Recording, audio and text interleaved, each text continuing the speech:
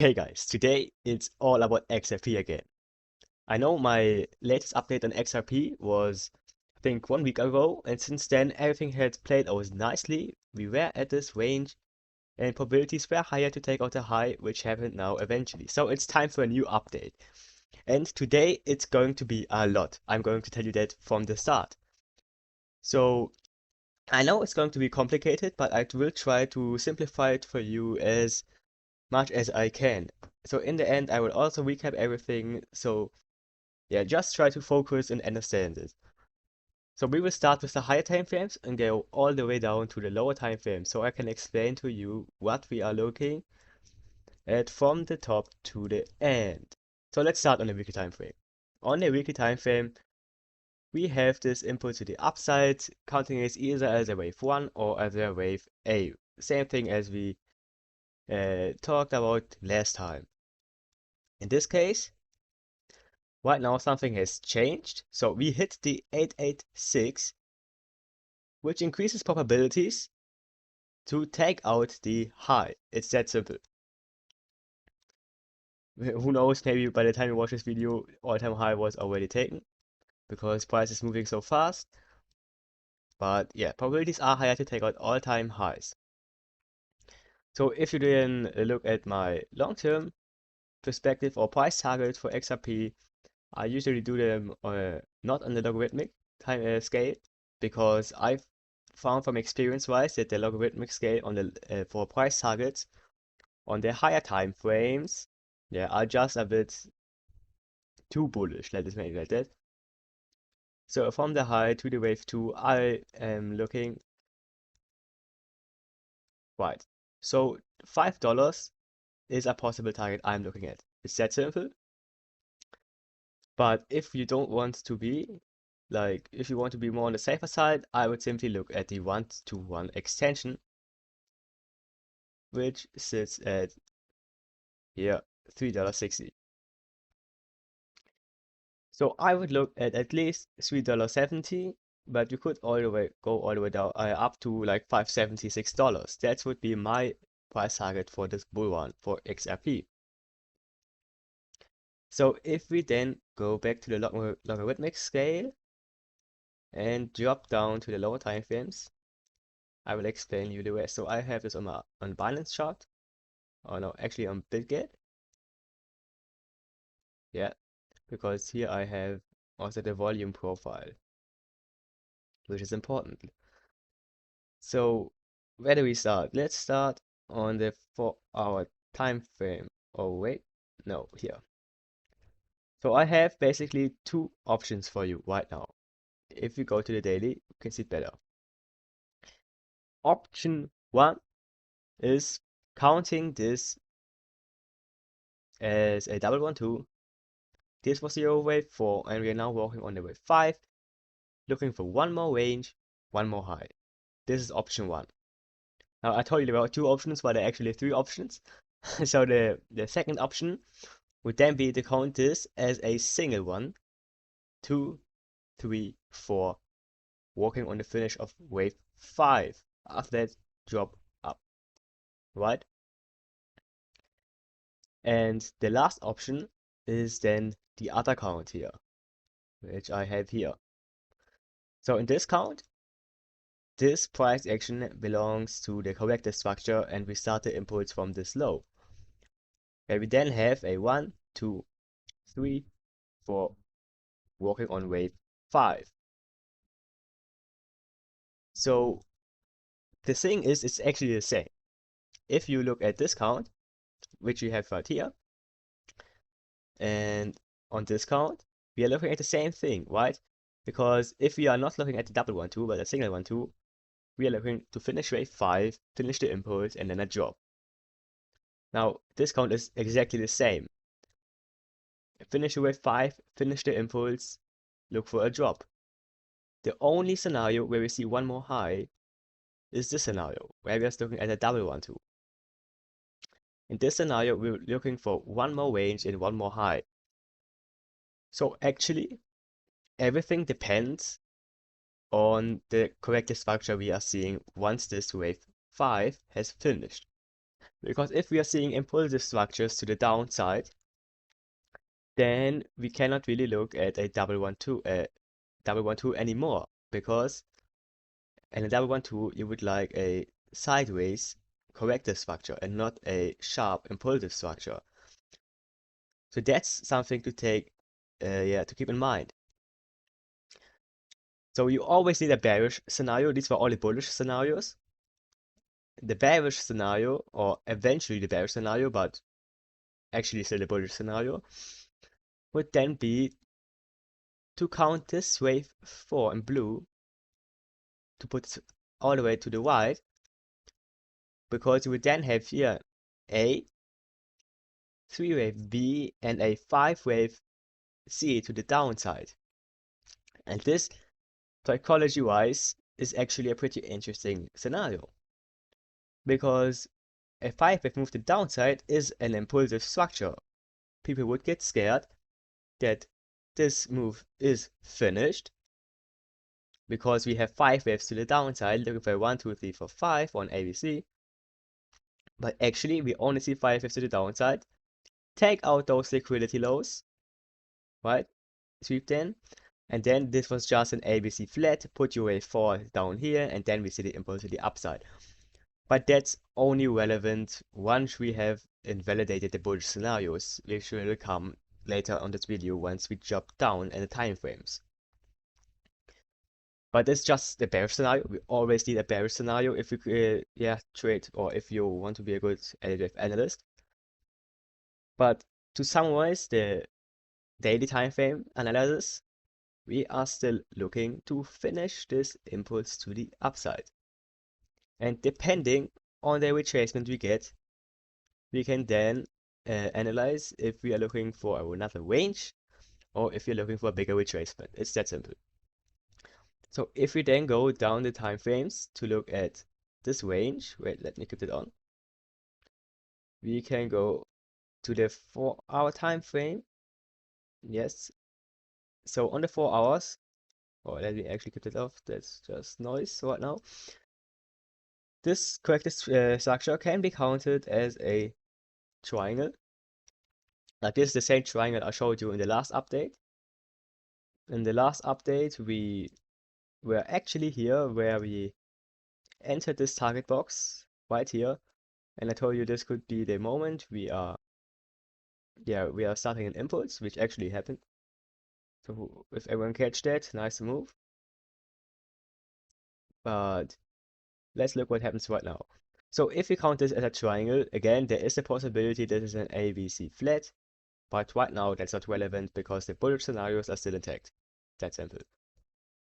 So from the lows, we're then looking at two options. Actually, option 1, double 1, 2, looking for 3, 4, 5, 4, 5. Option number 2,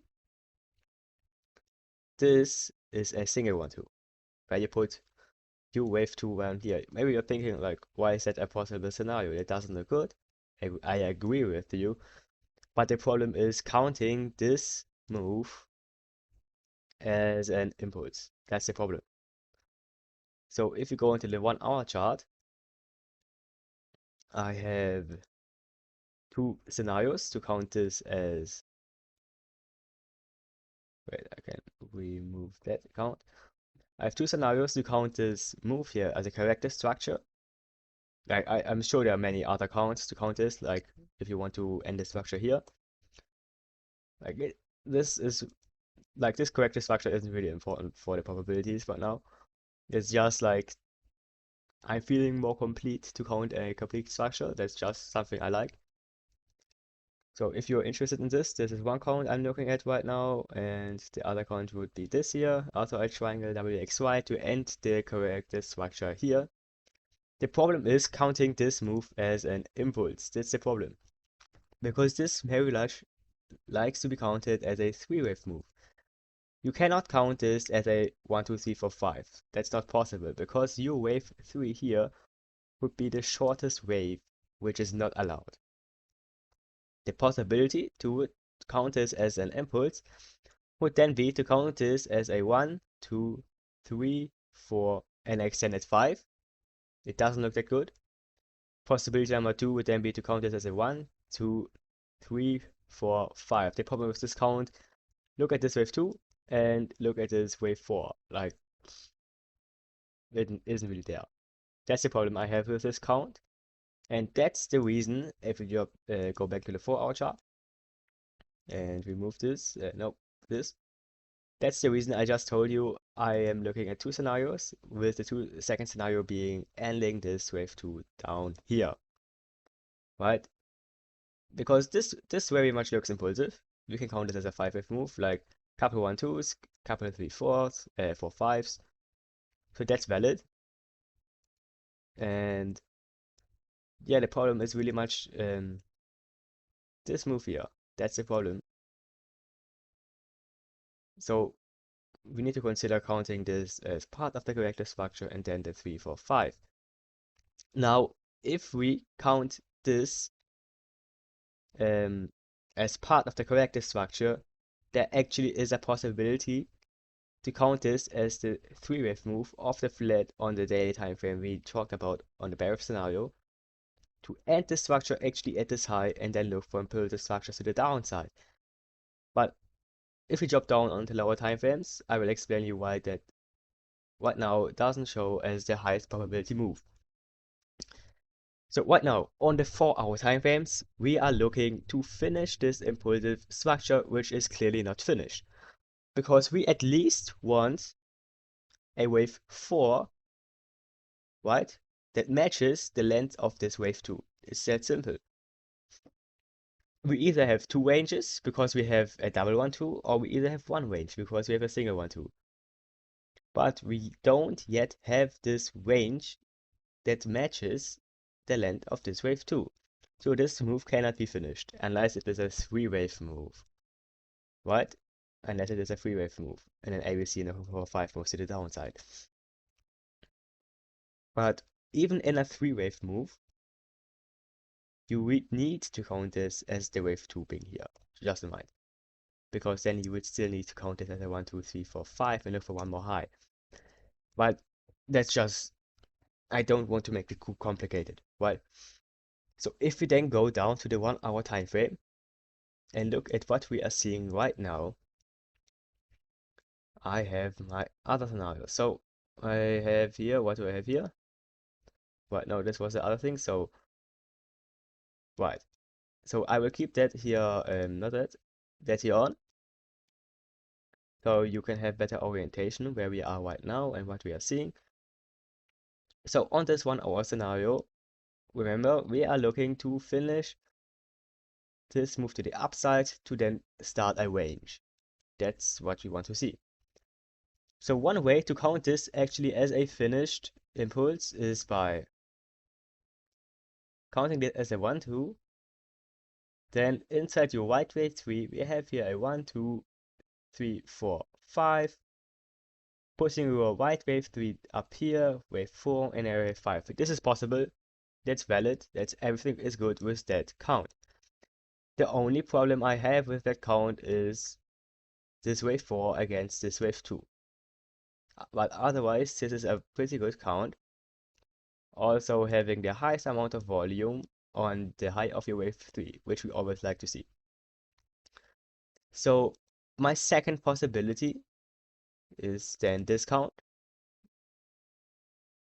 So this scenario also looks good, right? Because this wave 2 matches pretty good with this wave 4. But in this case, you cannot count this as a impulse because it's a 3-wave move. So we will need to be looking at an expanding, or not really, yeah, an expanding wave 5 in a diagonal. Because you can start here this as a wave 1, 2, but this would mean we would have here an expanding diag, right? Which you don't like to see. So that's why I am looking at a bigger diagonal, where we are then maybe looking to sweep this low, take out liquidity, come out in a 3, 4, 5, where we have overlap between wave 5 and wave 4. What you like to see in a diagonal. Yes, like simple diagonal shit. The moment I'm not considering this right now as a highest probability scenario is because of the idea being too early. Like, there's no reason thinking right now this is a diagonal. We don't even have the wave 2, nonetheless wave 3, 4, and 5. Once we need to start looking at diagonals is when we make a new high and maybe overlap here. That could be a reason to look at this diagonal. It's just something I need to, or I want to have in mind, because this is counted nicely as an impulse with this being wave 4. But in both cases, like this is the important part. We have many scenarios, but you always want to have the connection between those scenarios. So in this scenario, we're looking for a retracement and then a new high. If we then look at the scenario I showed you before, which is this one, we are looking at a retracement and then a new high. So the probabilities are actually the same. We are still looking for more upside and a corrective move to the downside, right? This is all we need right now. So if we then go onto the 15-minute time frame and look at this structure right here, we are looking right now at corrective structure, right? This here is pretty much an ABC to the downside. We have the 886 touch, high amount of volume in your wave C, right? We don't have something like this where we have a 5-wave move, that's simply a 3-wave move.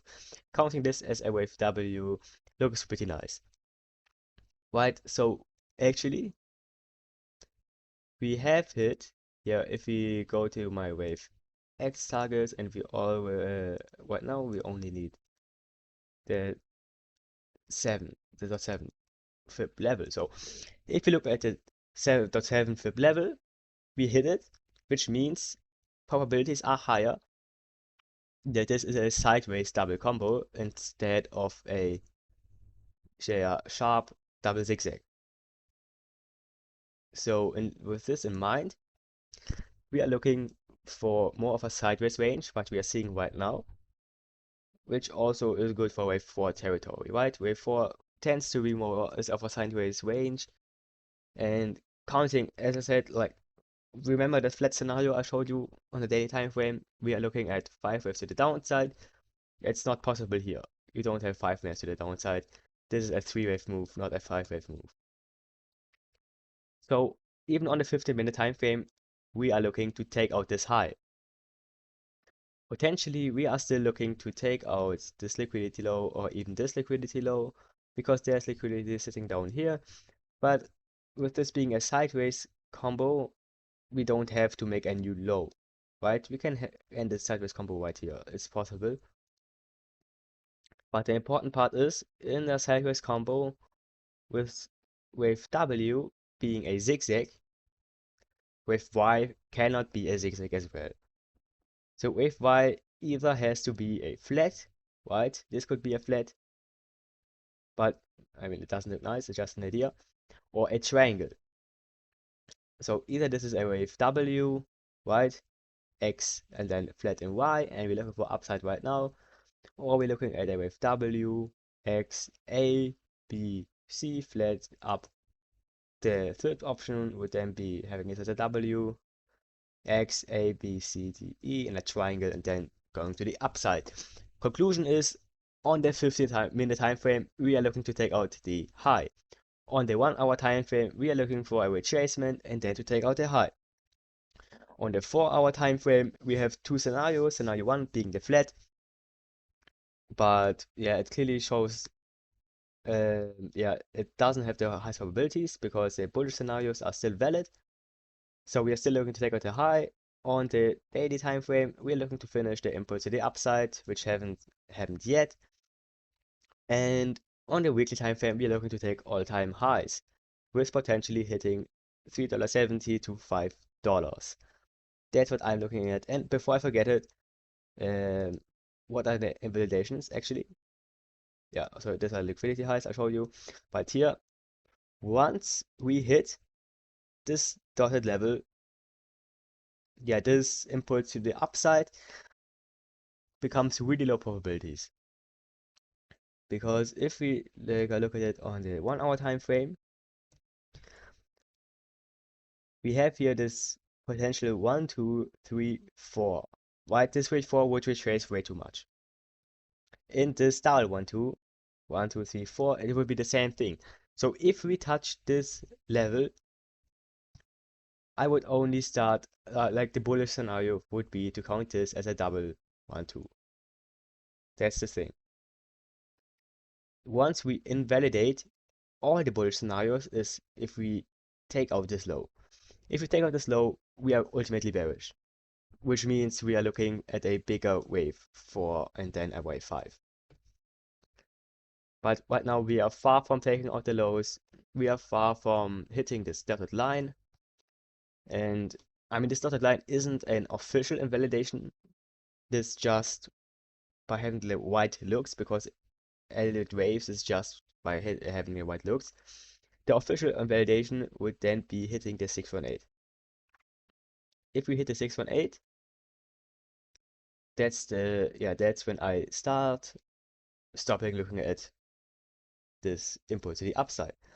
The wave 5 already lowers probabilities, so this is where the dotted line sits, but the 618 really invalidates it. So remember the probabilities. I'm telling you now, I'm looking to get a position into XRP. I'm looking for long positions.